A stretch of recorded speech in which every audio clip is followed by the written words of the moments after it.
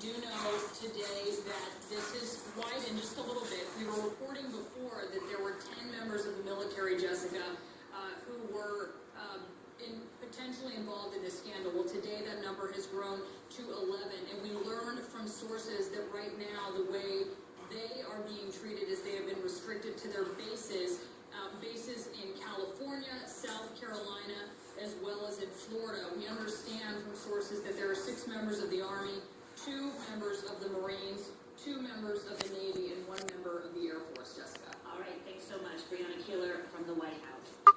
And we're learning now about 2 more of the men who already lost their jobs in the scandal, including one supervisor who used Facebook to brag about checking out Sarah Palin. Hear what Palin is saying about all of it in about 30 minutes. And he is not out of jail yet, but the man who admits to killing Trayvon Martin can be set free soon on $150,000 bail. George Zimmerman took the stand wearing a suit and shackles at a bond hearing today. He used the opportunity to apologize to the teenager's parents. I wanted to say I am sorry for the loss of your son. I did not know how old he was. I thought he was a little bit younger than I am, and I did not know if he was armed or not. Mattingly is live for us in Sanford, Florida. It was a remarkable thing to watch on television. David, how did the Martin family respond to that? You were there in the courtroom. Yes, this was completely unexpected, and I was looking right at Trayvon Martin's mother and father as George Zimmerman was talking directly to them. I didn't see much of a reaction at all. They were very stoic. At times during the hearing, they would turn to each other and whisper something, but not much reaction at all. As soon as this hearing was over, they got up and left the courtroom very quickly, didn't speak to anyone, and then they had their attorney come out to the cameras outside the courthouse to express their outrage.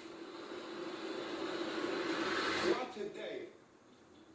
When he made all those statements to the police, why not show remorse there if he was sincerely apologetic for killing this unarmed child?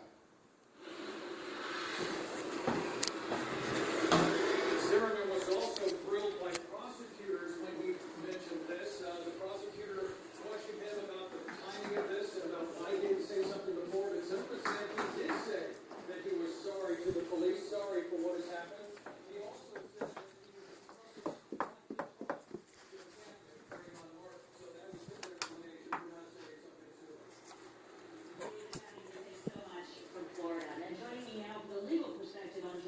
Oh, did I take your toy? Go get it. Prosecutors and Mark Mijame, a criminal defense attorney. Thanks to both of you for being with us. First of all, Sonny, we heard George Zimmerman say he didn't know Trayvon Martin was a teenager, and he didn't know whether or not Martin was armed. Well, why does it matter whether Zimmerman knew Martin's age or whether or not he was armed if he wasn't being attacked? Well, yes, and I think it matters, quite frankly, because what we heard today in the courtroom is very different from the evidence that we have heard. I mean, bottom line is, he said in the courtroom he thought that Trayvon Martin was close to his age. Well, we know that George Zimmerman is 28 years old. On the 911 call, he describes Trayvon Martin as in his late teens. So that's a really significant inconsistency, showing that perhaps he's being disingenuous. He also said today in testimony, Jessica, that he wasn't sure if Trayvon Martin was armed, but we know that he told police that he shot in self-defense because Trayvon Martin grabbed his gun. So there are significant inconsistencies in the little bit that he said on the witness stand today. You giving up, Luna? Has come out before. And Luna. that's going to be a problem for him. Luna. Term. Luna. During the hearing today, when Zimmerman's defense attorney Hi, Luna. No. I am Luna. Weeks replied. Let's listen to this. Good girl. Go get the toy. Do you have anything besides what you just identified? Go get the toy. Probable cause affidavit? No reports or anything, no. Bring any supporting documentation with you to the courtroom on his bond motion at all? No, I was not planning to testify. The whole country is watching this, and yet the state seems so unprepared. How is this possible?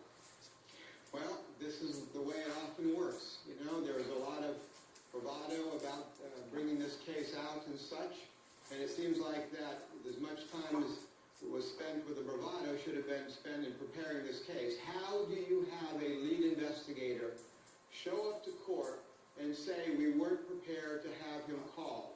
The burden of proof, the state knew that they had to establish proof evident, presumption great, and it had to be overcome by the defense.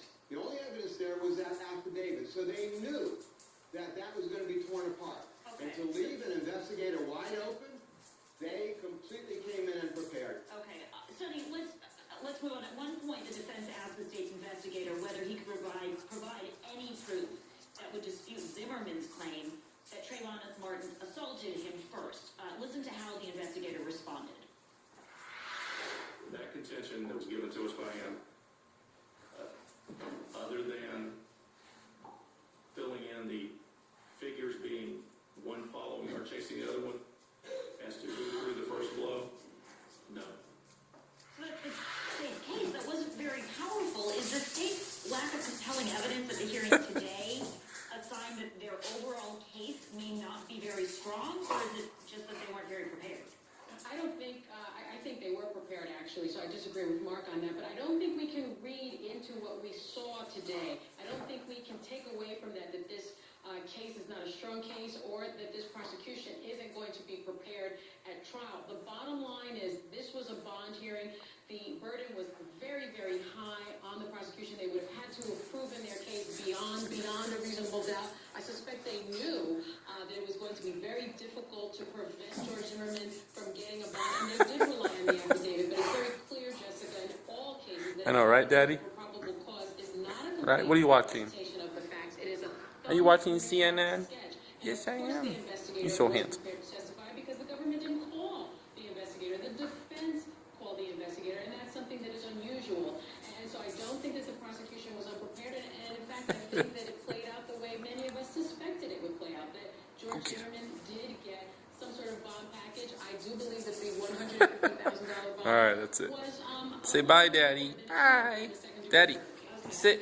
Oh, you already said. Conversations like this coming out. Pa, nice to meet you. Good boy. Good boy. Good boy. I'll ask Republican National Committee Chairman Ryan Priebus if it's working. Luna, sit. Missing 33 years ago, fighting the Aton Pates case is heating up. No.